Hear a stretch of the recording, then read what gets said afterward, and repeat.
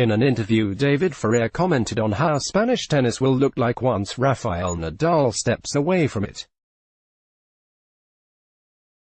Ferrer, who will retire from the professional game at next month's Madrid Open, said, "The situation is good.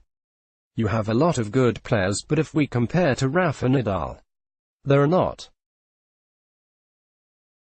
I think that you have players who can look like David Ferrer, but not Rafa Nadal.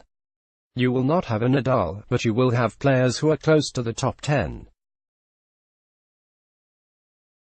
Some players will give happiness to the Spanish tennis.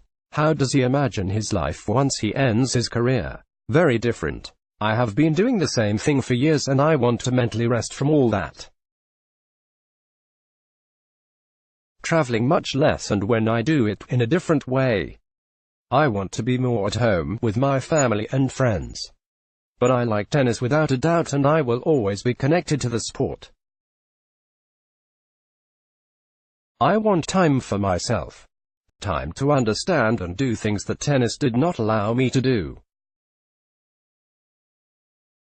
I'm not afraid looking to the future, but I am afraid in getting involved in things I do not know. I have been away from home for 14 years and you cannot spend more time with friends or family. You live things differently than the others.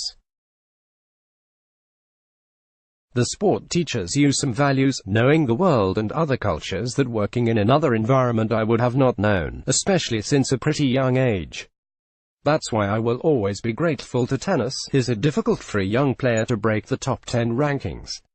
It isn't, even more in the last years, where the prevention of injuries evolved a lot.